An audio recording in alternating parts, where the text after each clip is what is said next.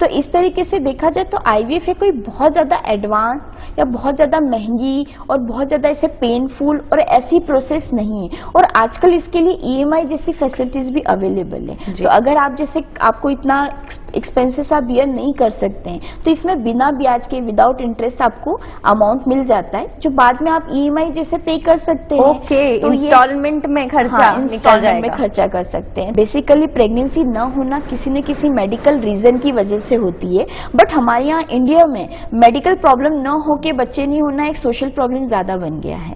जो महिलाएं आईवीएफ के द्वारा प्रेग्नेंट होती हैं, अगर वो कामकाजी हैं, वर्किंग हैं, तो क्या वो कंटिन्यू कर सकती हैं अपना काम? अगर आपके बहुत बार बार मिसकैरेज हो रहे तो उसके लिए भी हम आईवीएफ जैसी तकनीक सजेस्ट करते हैं जिससे होने वाला बच्चा हेल्दी हो।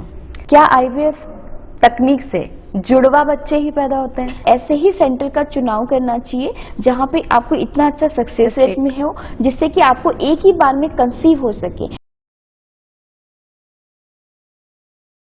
सन 2019 में एक फिल्म आई थी गुड न्यूज। जिन्होंने ये फिल्म देखी है वो जानते हैं कि इस फिल्म में आईवीएफ तकनीक से बच्चा पैदा होता है, लेकिन आईवीएफ से जुड़े ऐसे कई सवाल हैं जिनके समाधान के लिए हमें एक एक्सपर्ट की जरूरत होती है। इसीलिए आज वेब दुनिया पॉडकास्ट में हमारे साथ हैं doctor Yogita Parihar. Doctor Yogita Parihar Indira IVF में सेंटर हेड है। डॉक्टर योगिता, आपका बहुत बहुत स्वागत है। Thank you so much. जी मैम, आईवीएफ के बारे में एक सामान्य जिज्ञासा ये होती है कि क्या कोई भी आईवीएफ तकनीक अपना सकता है? जी हाँ, अगर जिन भी कपल को अगर शादी के 1 साल तक आप बिना किसी प्रोटेक्शन के ट्राई करते हैं और उसके बावजूद भी अगर आपको प्रेगनेंसी नहीं हो रही है तो उसके लिए सबसे पहले ज़रूरी है कि आप किसी न किसी निसंतान रोग विशेषज्ञ या इनफर्टिलिटी स्पेशलिस्ट के पास में जाएं और वो फिर आपके टेस्ट करके बता सकते हैं कि आपको क्या प्रॉब्लम है और किस तरीके की चीज़ के साथ में जाना चाहिए। और अगर इन टेस्ट में अगर जैसे किसी फीमेल की फेलोपियन ट्यूब्स ब्लॉक्ड हैं या किसी महिला के अंडों की प्रॉब्लम है या उनकी ओवरी का रिजर्व बहुत कम है, हस्बैंड के सीमन में वीर्य में स्पर्म की संख्या बिल्कुल 0 है, नील है या बहुत कम या खराब स्पर्म है, तो ऐसे कपल को सीधे आईवीएफ जैसी तकनीक के साथ में रुक करना चाहिए। या किसी कपल में बच्चों में कोई फैमिलीज में एबनॉर्मलिटीज है तो अगर आपको हेल्दी बेबीज चाहिए तो उसके लिए भी आप आईवीएफ जैसी तकनीक का सहारा ले सकते हैं। अगर आपके बहुत बार बार मिसकैरेज हो रहे तो उसके लिए भी हम आईवीएफ जैसी तकनीक सजेस्ट करते हैं जिससे होने वाला बच्चा हेल्दी हो। तो जो पेशेंट्स आपके पास आईवीएफ के लिए आते हैं उनकी किस तरह की काउंसलिंग लगती है या किस तरह के टेस्ट आप करते हैं?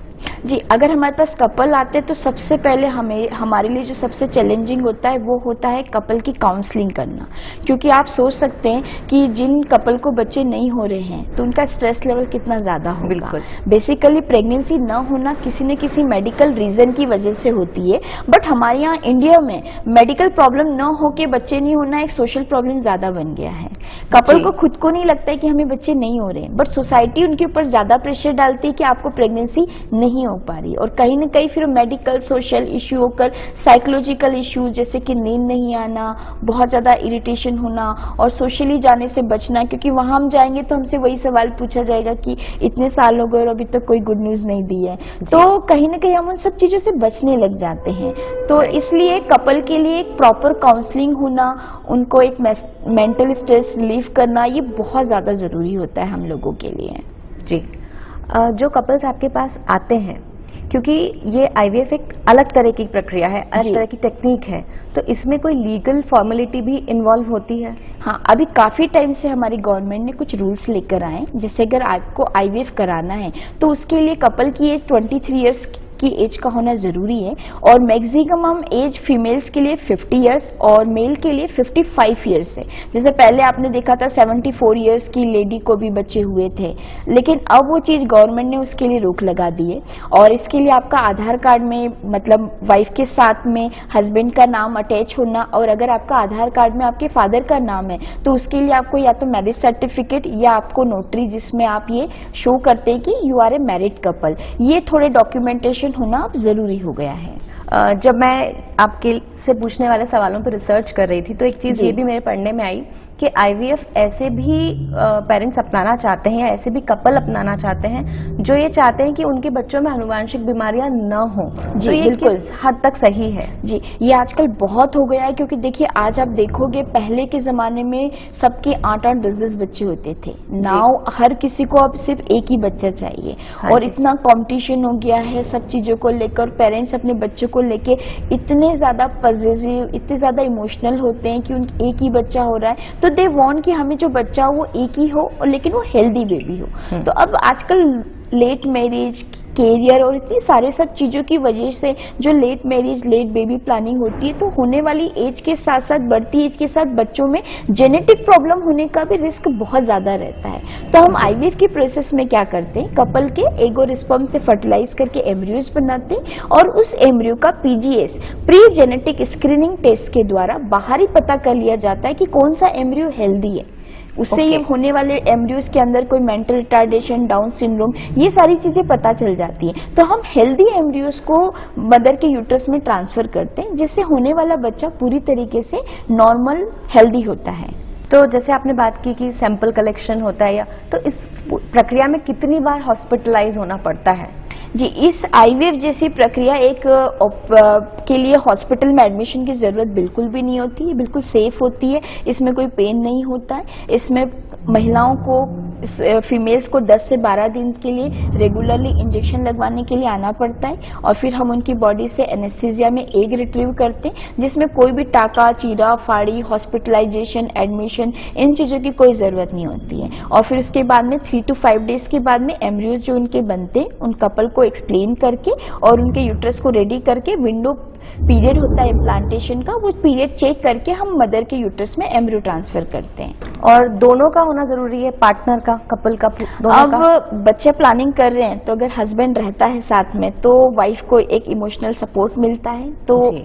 अगर उसके साथ में हस्बैंड भी आते हैं तो ये चीज़ें ज़्यादा बेटर रहती है। जैसे हमें प्रेगनेंसी के लिए जब भी हम डॉक्टर के पास जाते हैं तो हमें लगता है ना कि नहीं, हस्बैंड साथ में जाए। तो ऐसे अगर आप बच्चे की प्लानिंग करें तो इससे क्या होता है, before birth, not by birth, शुरू से ही फादर का भी बच्चे के लिए कि कितनी मतलब स्ट्रगल भी रहते हैं मदर के लिए, वो सारी सब चीज़ें उन्हें पता रहती है। तो हम तो एडवाइस करेंगे कि हाँ, हस्बैंड भी आए तो वो चीज़ें ज़्यादा बेटर है। बट अब जैसे होता है कि कई बार कुछ के हस्बैंड बाहर फॉरेन कंट्रीज में काम कर रहे हैं, आर्मी में, या ट्रेवलिंग जॉब है, कि हस्बैंड इतने रेगुलरली नहीं आ पाते, तो हम उनके तरीके के केसेस में हस्बैंड के स्पर्म को अपने पास फ्रीज कर लेते, स्टोर कर लेते, और हम अपना आईवीएफ का प्रोसेस स्टार्ट कर देते। तो अगर फीमेल का हम जब एग रिट्रीव कर रहे हैं, पिकअप कर रहे हैं, और अगर उस समय हस्बैंड की अवेलेबिलिटी नहीं हो पाई है, तो एटलीस्ट हमारे पास उनके स्पर्म फ्रीज रहते हैं और हम अपना प्रोसेस कंटिन्यू कर पाते हैं। जी। एक जो संशय आईवीएफ को लेकर बहुत बार सुनने में आता है कि ये बहुत कॉस्टली है, तो लगभग कितना खर्चा आता होगा? नहीं, ऐसा ऑब्वियसली आईवीएफ की बात और कॉस्ट की ना हो ऐसा तो संभव नहीं है, बट आईवीएफ इतना एक्सपेंसिव नहीं है। ठीक है, अब क्या होता है, जितनी जल्दी आप, अगर आपको ट्यूब ब्लॉक है, अगर कुछ प्रॉब्लम है एग और स्पर्म का, जितनी जल्दी आप ये प्रोसेस कराते उतना अच्छा है। अगर आप 40 ईयर की एज के बाद कराने तो फिर क्या होता है, फीमेल में यूट्रस के साथ साथ फाइब्रॉइड होना, पॉलिप होना, ये सब चीज़ें भी स्टार्ट हो जाती है। फिर हमें उन प्रोसेस को भी पहले क्लियर करना होता है लेप्रोस्कोपी, मायोमेक्टोमी के द्वारा, तो वो एक्सपेंसेस एड ऑन हो जाते हैं। अगर आपके लिए आईवीएफ के प्रोसेस को, कॉस्ट को अगर हमें समझना है, तो आईवीएफ जो होता है मेनली उसमें इस्तेमाल होने वाले इंजेक्शन पर निर्भर करता है। 2-3 तरीके के इंजेक्शन होते हैं। अगर हम यूरिनरी और हाईली प्यूरिफाइड जैसे इंजेक्शन इस्तेमाल करते हैं तो उसमें आईवीएफ हमारा 80,000 से 1 लाख रुपीज में हो जाता है। बट अगर हम रिकॉम्बिनेंट इंजेक्शन के साथ में आईवीएफ का प्रोसेस करते हैं तो उसमें आईवीएफ का एक मोटा मोटा जो खर्चा रहता है वो 1,40,000 to 1,50,000 के करीब आता है। तो इस तरीके से देखा जाए तो आईवीएफ है कोई बहुत ज्यादा एडवांस या बहुत ज्यादा महंगी और बहुत ज्यादा ऐसे पेनफुल और ऐसी प्रोसेस नहीं है। और आजकल इसके लिए ईएमआई जैसी फैसिलिटीज भी अवेलेबल है। तो अगर आप जैसे आपको इतना एक्सपेंसेस आप बियर नहीं कर सकते हैं तो इसमें बिना ब्याज के, विदाउट इंटरेस्ट आपको अमाउंट मिल जाता है जो बाद में आप ईएमआई जैसे पे कर सकते हैं। ओके, तो इंस्टॉलमेंट में खर्चा निकल जाएगा, में खर्चा कर सकते हैं। तो अब वो कॉस्ट जो है वो आईवीएफ महंगा पड़ेगा, वो एक जो रीजन रहता था लोग आईवीएफ नहीं करा पाते थे कि बहुत महंगा इलाज है, वो चीज अब नहीं है। पहले जो सारी एडवांस टेक्नोलॉजीज होती थी वो फॉरेन कंट्री कंट्रीज में और दिल्ली मुंबई में ही अवेलेबल थी, जी। बट अब वो हमारे सेंटर में, हमारे सिटीज में भी अवेलेबल है और उनके सक्सेस रेट भी अच्छे हैं, कॉस्ट भी इतना नहीं है और EMI जैसी फैसिलिटीज भी है, तो आप इजीली इनफर्टाइल कपल IVF जैसी प्रोसेस इस्तेमाल कर सकते हैं। एक और सवाल जो हम सभी के मन में रहता है IVF को लेकर, क्या IVF तकनीक से जुड़वा बच्चे ही पैदा होते हैं? नहीं, ऐसा बिल्कुल भी नहीं है। हम किसी भी के बच्चे को, ट्विंस को देखते हैं तो एज ए ह्यूमन मेंटलिटी सोचने में आता है कि इन्होंने कहीं IVF तो नहीं कराया होगा, बट ऐसा नहीं है। हम इसमें मैक्सिमम 2 एम्ब्रियोज ट्रांसफर करते हैं ताकि एक एम्ब्रियो तो ग्रो करें। तो मोस्ट ऑफ दी IVF के द्वारा सिंगल प्रेगनेंसी ही होती है, बहुत कम ही ऐसे कपल होते हैं जिनको ट्विन प्रेगनेंसी होती है। मैम, एक फिल्म आई थी विकी डोनर, इसमें जो स्पर्म डोनर का रोल प्ले किया था आयुष्मान ने, तो आपके पास भी किस तरह के कॉल्स या संपर्क करते हैं लोग? हाँ, इस टाइप के कॉल्स और संपर्क तो बहुत करते हैं। मतलब हमारा DM स्पर्म डोनेशन से भरा होता है कि आपके यहाँ जरूरत है तो हम डोनेशन के लिए रेडी है, बट जैसा मूवी में दिखाया ऐसा कुछ होता नहीं है। इतने धनवान नहीं बन पाते, इसके लिए कुछ रेगुलेशंस है। ART बैंक होते हैं जहाँ पे स्पर्म डोनेशन किए जाते हैं और आपको स्पर्म डोनेशन के द्वारा इतना TV और इतने सारा अमाउंट मिल जाएगा, ऐसा कुछ भी नहीं होता है। मैक्सिमम इसमें 500 से लेके 2000, मैक्सिमम 5000, इससे ज्यादा कोई भी पे नहीं करता है और कोई भी इंसान सिर्फ एक ही बार स्पर्म डोनेशन कर सकता है। अच्छा, जैसे आपने बताया कि जो IVF के लिए पेशेंट्स आपके पास आते हैं वो ऑलरेडी सोसाइटी से काफ़ी हर्ट होते हैं उनके सवालों से, तो उनकी जो मनस्थिति होती है उसकी काउंसलिंग कैसे आप करते हैं? जी, जैसे कि अभी हमने बात करी कि हाँ, हमारे यहाँ सोसाइटी में मेडिकल प्रॉब्लम न होते हुए इनफर्टिलिटी एक सोशल प्रॉब्लम है, तो definitely infertile couple normal couple के कंपैरेटिवली बहुत ज़्यादा इरिटेटेड और फ्रस्ट्रेटेड होते हैं कि बच्चा नहीं हो रहा है तो एक दूसरे के ऊपर ब्लेम करना, है ना, कि इस वजह से हम पेरेंट्स नहीं बन पा रहे हैं। फैमिली प्रेशर भी उनके ऊपर बहुत ज़्यादा होता है कि हमको प्रेगनेंसी नहीं हो पा रही है। तो इन लोगों के लिए काउंसलिंग एक बहुत ज़्यादा इंपॉर्टेंट रोल होता है। अगर आप उनको प्रॉपर तरीके से काउंसलिंग करते हैं, काउंसलिंग के साथ साथ उनका लाइफस्टाइल मॉडिफिकेशन, उनको किस तरीके की डाइट रखनी चाहिए, किस तरीके का लाइफस्टाइल फॉलो करना चाहिए, ये सब चीज़ें भी हमारे द्वारा कपल को एडवाइस किया जाता है। जो महिलाएं IVF के द्वारा प्रेग्नेंट होती हैं, अगर वो कामकाजी हैं, वर्किंग हैं, तो क्या वो कंटिन्यू कर सकती हैं अपना काम? ये बहुत अच्छा सवाल पूछा, क्योंकि कई बार बहुत सारे कपल IVF इसलिए नहीं कराते क्योंकि उन्हें लगता है कि IVF के बाद बेड रेस्ट करना पड़ेगा। ऐसा बिल्कुल गलत है। IVF के बाद बेड रेस्ट करने की ज़रूरत बिल्कुल भी नहीं होती है। IVF की जो प्रोसेस है वो मदर को सिर्फ कंसीव करने में हेल्प करती है। जी। तो अगर आपको अच्छी प्रेगनेंसी चाहिए, हेल्दी प्रेगनेंसी, कोई कॉम्प्लिकेशन नहीं चाहिए, तो IVF कंसेप्शन हो या नेचुरल कंसेप्शन हो, 9 मंथ तक आप जितना रेगुलर अपना एक्टिविटी रखेंगे, डेली रूटीन रखेंगे, अच्छी डाइट रखेंगे, डेली वॉक वगैरह करेंगे, आपका प्रेगनेंसी का आउटकम उतना अच्छा होगा। लोगों को लगता है कि नहीं, हम ट्रेवल नहीं कर पाएंगे, हम सीढ़ियाँ ऊपर नीचे नहीं कर पाएंगे, हमें कोई ना कोई हेल्प लगेगी जो हमारा घर का डेली रूटीन का से लेके खाना वगैरह भी बनाए। बिल्कुल भी नहीं। आप आपके जो भी सारे काम है आप सारे कर सकते हैं। इवन अगर आप ऑफिस या जॉब करते तो आप बिल्कुल डिलीवरी तक आप अपना काम कंटिन्यू करें, एक्टिव रह सकते हैं। अगर आपको लीव मिलती है गवर्नमेंट की तरफ से मैटरनिटी लीव, तो आफ्टर डिलीवरी लीजिए ताकि कि आप वो टाइम बच्चे के साथ में एंजॉय कर सके। बिफोर डिलीवरी उन लीव को यूटिलाइज करने का कोई मतलब नहीं है। जी जी। डॉक्टर योगिता, IVF एक बहुत एडवांस टेक्नोलॉजी है, समय के साथ हम और एडवांसमेंट की तरफ बढ़ रहे हैं जी। तो क्या IVF में भी कुछ ऐसे एडवांसमेंट एड ऑन हो रहे हैं जिनकी मदद से हम इसे और उन्नत बना सकते हैं? जी हाँ, बिल्कुल। IVF में बहुत सारी इससे एडवांस टेक्नोलॉजीज आ गई हैं जिससे IVF का सक्सेस रेट बहुत बढ़ चुका है। बताइए। पहले हम IVF की प्रोसेस में 3 दिन के एम्ब्रियोज ट्रांसफर करते थे जो 8 सेल्स के होते थे, बट अब हम 3 दिन के बजाय उनको 5 डेज तक ग्रोथ कराते हैं, जिसको हम ब्लास्टोसिस कहते हैं। तो हमें बाहर ही पता चल जाता है कि कौन सा एम्ब्रियो ज्यादा डेवलप्ड है, तो हम ज्यादा बेटर एम्ब्रियो सिलेक्ट कर पाते हैं। इसके साथ में आप कई बार देखेंगे, सुनेंगे कि IVF फेल हो गया। क्यों? क्योंकि भ्रूण चिपक नहीं पाया, इम्प्लांट नहीं हो पाया। तो उसके लिए हमारे पास लेजर असिस्टेड हैचिंग जैसी एडवांस टेक्नोलॉजीज है जिसके द्वारा एम्ब्रियो का इम्प्लांटेशन रेट जो रहता है वो बढ़ जाता है। और इनफैक्ट इन सब चीजों के अलावा आजकल IVF की फील्ड में आर्टिफिशियल इंटेलिजेंस AI का भी यूज होने लगा है। थोड़ा एक्सप्लेन करेंगे आप? ये सुनने में बड़ा नया लग रहा है। हाँ जी, इसमें क्या होता है, जैसे ही कपल के एम्ब्रियोज बनते हैं, उन कपल्स के एम्ब्रियोज की हम पिक्चर्स लेके, एक सॉफ्टवेयर होता है AI का, उसमें हम अपलोड कर देते हैं और सेल के स्ट्रक्चर के बेसिस पे आर्टिफिशियल इंटेलिजेंस रिकॉग्नाइज करता है कि कौन सा एम्ब्रियो ज्यादा बेटर है, किस एम्ब्रियो की वाइटलिटी ज्यादा अच्छी है, मतलब कौन सा एम्ब्रियो ज्यादा आगे 9 मंथ तक ग्रो कर सकता है। इसके साथ में एम्ब्रियो की यूप्लॉइडी, मतलब उसमें जेनेटिक इश्यूज भी हो सकते हैं कि नहीं हो सकते, उसकी भी पॉसिबिलिटी एनआई आर्टिफिशियल इंटेलिजेंस बताता है। तो डेफिनेटली इसकी हेल्प से हमें आपके लिए बेटर एम्ब्रियो सिलेक्ट करने में हेल्प मिलती है, क्योंकि मैं अपनी आई से माइक्रोस्कोप से जो चीजें दिखेगी और वो चीज अच्छी हो, ये चीज जरूरी नहीं होती है। तो आर्टिफिशियल इंटेलिजेंस के थ्रू हम आपका बेटर एम्ब्रियो सिलेक्ट कर पाते हैं, जिससे आपके होने वाले बच्चे में हेल्दी होने के चांसेस भी डेफिनेटली बढ़ते हैं। ये बहुत पॉजिटिव न्यूज है आज के समय की। जी हाँ, बिल्कुल। और इसके साथ में आजकल जो लगता है हमें कि कई बार कपल आईवीएफ का प्रोसेस इसलिए भी नहीं कराते हैं क्योंकि अभी एक जो गुड न्यूज मूवी आई थी जिसमें उनको लगता था कि नहीं किसी और का एग या किसी और का स्पर्म मिक्स कर लेते हैं। इसके लिए भी डेफिनेटली ह्यूमन एरर्स हर जगह हो सकते हैं। तो इसके लिए हमारे पास में आरआई विटनेस सिस्टम होता है जिसके थ्रू किसी और का एग और स्पर्म की मिक्सिंग पॉसिबल होना, मतलब पॉसिबिलिटीज बिल्कुल जीरो हो जाती है। तो ये भी एक कपल के लिए थोड़ा सा एडवांटेज रहता है आरआई विटनेस सिस्टम के थ्रू, जिसके थ्रू हम किसी और का एग या स्पर्म मिक्स नहीं कर पाते। बट ये भी चीज है कि ये सारी फैसिलिटीज हर सेंटर पे अवेलेबल नहीं होती है। मैं यही पूछना चाहती थी कि अगर कोई कपल प्लान कर रहे हैं तो आईवीएफ सेंटर का चयन वो किस तरीके से कर सकते हैं? डेफिनेटली अगर आपको, क्योंकि अब बहुत सारे आईवीएफ सेंटर्स हो चुके हैं तो कपल के लिए बहुत मुश्किल होता है कि हम किस सेंटर की तरफ जाएं।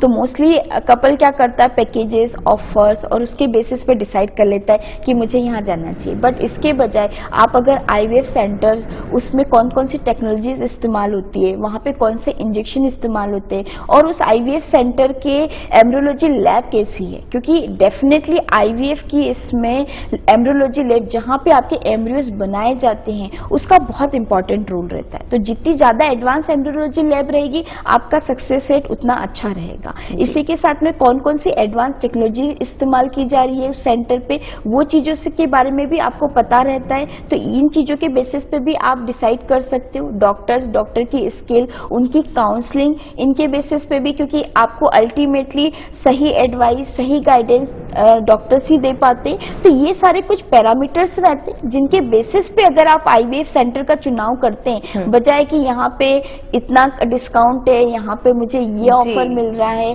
तो इससे आपका success rate, outcome better way में निकल पाता है। तो इस गिमिक में ना आए। हाँ, इसमें नहीं आना चाहिए। मैम, क्या आईवीएफ का सक्सेस रेट हमेशा 100% होता है? नहीं, 100% तो मैं अपना भी नहीं बोल सकती कि मैं हूँ तो बाद में रहूंगी या नहीं रहूंगी। तो कोई भी चीज होती है 100% नहीं होती है। डेफिनेटली पहले जो आईवीएफ का जो सक्सेस रहता है वो 30-40% ही होता था, तो इसलिए लोगों के मन में इस चीज को लेके बहुत ज्यादा डर है। बट जैसे जैसे सारी सब चीजें चेंज हुई, एडवांस टेक्नोलॉजीज आई, और जैसे कि मैंने बताया यूरिनरी इंजेक्शन के बजाय अगर हम रिकॉम्बिनेंट इंजेक्शन इस्तेमाल करते हैं तो इन सारी टेक्नोलॉजीज के साथ में आपको आईवीएफ का सक्सेस रेट 70%, 80%, 85% तक देखने को मिलता है। नाइस। ये चीजें हैं। तो डेफिनेटली आपको ऐसे ही सेंटर का चुनाव करना चाहिए जहाँ पे आपको इतना अच्छा सक्सेस रेट में हो, जिससे कि आपको एक ही बार में कंसीव हो सके। क्योंकि कपल के लिए बहुत मुश्किल होता है इन सब चीजों के लिए माइंड मेकअप करना कि नेचुरली कंसेप्शन नहीं हो पा रहा, और आईवीएफ जैसा उनको लगता है कि this is the last option,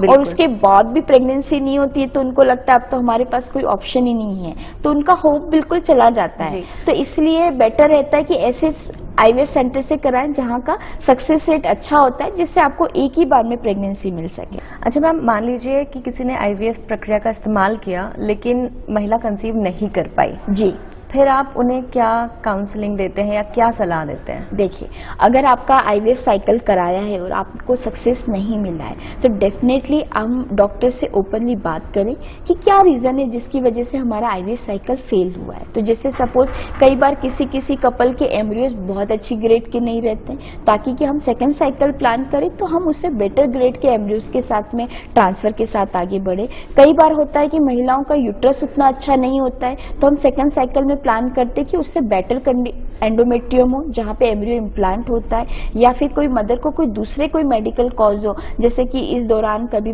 viral fever, sugar, thyroid, ये भी कुछ कॉज रहते हैं जिसकी वजह से इम्प्लांटेशन रेट फेलियर होते।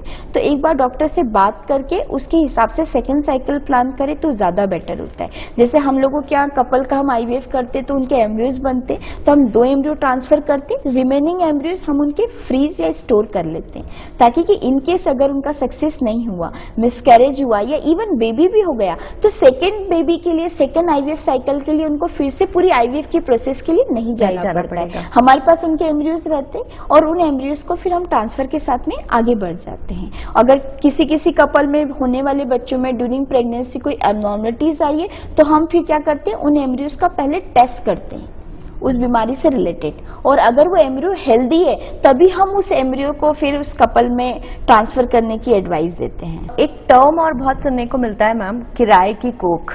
जी, सरोगेसी, राइट। और काफी खबरों में हमें कई सेलिब्रिटीज के बारे में पता पड़ता है कि उन्होंने सरोगेसी के माध्यम से बच्चे को जन्म दिया। जी, तो क्या ये आम लोगों के लिए भी उतना सहज है, उनके लिए भी अप्रोचेबल है सरोगेसी? एक्चुअली में ऐसा नहीं है कि कोई भी मदर सरोगेसी मदर चूज कर सकती है। आजकल रूल्स चेंज हो चुके हैं। अगर किसी मदर को, किसी फीमेल को यूट्रस नहीं है या उनके यूट्रस की कंडीशन ऐसी है कि उसमें बच्चा 9 मंथ तक ग्रो नहीं कर सकता है, या प्रेगनेंसी होने से उनको कोई कार्डियक प्रॉब्लम, किडनी या लीवर प्रॉब्लम और ज्यादा बढ़ सकती है जो उनकी जान पर बन पाए, है ना। जैसे कि बीपी बहुत ज्यादा ऑलरेडी पहले से है तो डेफिनेटली प्रेगनेंसी में और बीपी बढ़ेगा। ज्यादा बीपी बढ़ने से मदर को प्रेगनेंसी की कंडीशन में कन्वर्जन, एक्लेम्शिया जैसी कंडीशन होती है जो बिल्कुल एट द एंड डेथ की तरफ लेके जाती है। तो इसलिए हम ऐसे कपल को हम सरोगेसी की एडवाइस देते हैं। इसमें हम कपल का एग, हस्बैंड और वाइफ का एग और स्पर्म का एम्ब्रियो बनाते हैं और उस एम्ब्रियो को मदर में ट्रांसफर करने के बजाय उसको हम किसी और फीमेल, किसी और महिला के यूट्रस में ट्रांसफर करते हैं। 9 मंथ तक वो उसको अपने शरीर में रखता है। डिलीवरी के बाद हम वापस उनको, जो उनके बायोलॉजिकल पेरेंट्स हैं, उनको हम सौंप देते हैं। तो इसी को हम किराए की कोख या सरोगेट मदर कह सकते हैं। मैम, एक फिल्म हमने सरोगेसी की अपने बात निकाली, एक फिल्म हमने देखी मिमी। जी, तो क्या यही तरीका होता है कि एक किसी भी महिला को आप ढूंढकर सरोगेट मदर के रूप में अपना सकते हैं और वो आपके बच्चे को जन्म दे?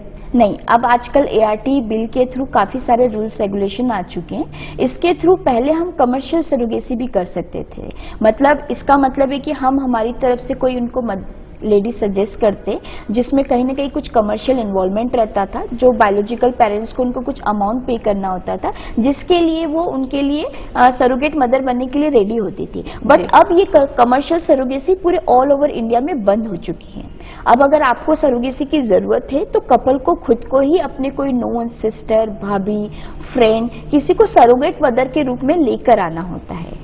तो ये थोड़ा सा गवर्नमेंट की तरफ से भी रूल्स रेगुलेशन चेंज हुए हैं, और इसके लिए ज़रूरी है कि अगर आप सरोगेसी करा रहे हैं तो कपल का ही, मतलब कि हस्बैंड का ही स्पर्म और वाइफ का ही एग होना चाहिए। इसके लिए हम डोनर एग या डोनर स्पर्म इस्तेमाल नहीं कर सकते हैं। ये थोड़ा सा लीगल पॉइंट ऑफ व्यू से कुछ चेंजेस अभी नए आए हैं। हमारे देश में अभी लिव इन रिलेशनशिप भी बहुत ज़्यादा बढ़े हैं। जी, क्या IVF तकनीक का इस्तेमाल करके लिव इन पार्टनर बच्चा पैदा कर सकते हैं? जी, अब IVF की प्रोसेस लिव इन पार्टनर्स के लिए एक्चुअली में नहीं है। इसके लिए जो हमें IVF की प्रोसेस के पहले उनका मैरिज सर्टिफिकेट, जैसे कि मैंने बताया कि इस डॉक्यूमेंटेशन के लिए वाइफ का जो आधार कार्ड होता है, कोई भी ID प्रूफ होता है, उसमें हस्बैंड का नाम होना चाहिए। अगर वो नहीं है तो हमें मैरिज सर्टिफिकेट या फिर मैरिज का नोटरी हमें लगता है। तो लिव इन रिलेशनशिप वालों के लिए IVF का प्रोसेस नहीं है। डॉक्टर योग्यता, IVF से जुड़े हमारे इतने सारे सवालों को आपने बहुत सरलता से समझाया। जी, मुझे पूरी उम्मीद है कि हमारे जो दर्शक ये हमारा पॉडकास्ट देखेंगे उनके IVF से जुड़े हुए सवालों का, जिज्ञासाओं का समाधान होगा। जी जी, बिल्कुल। आप वेब दुनिया पॉडकास्ट में हमारे साथ जुड़े, इसके लिए मैं आपको बहुत धन्यवाद कहती हूँ। Thank you so much.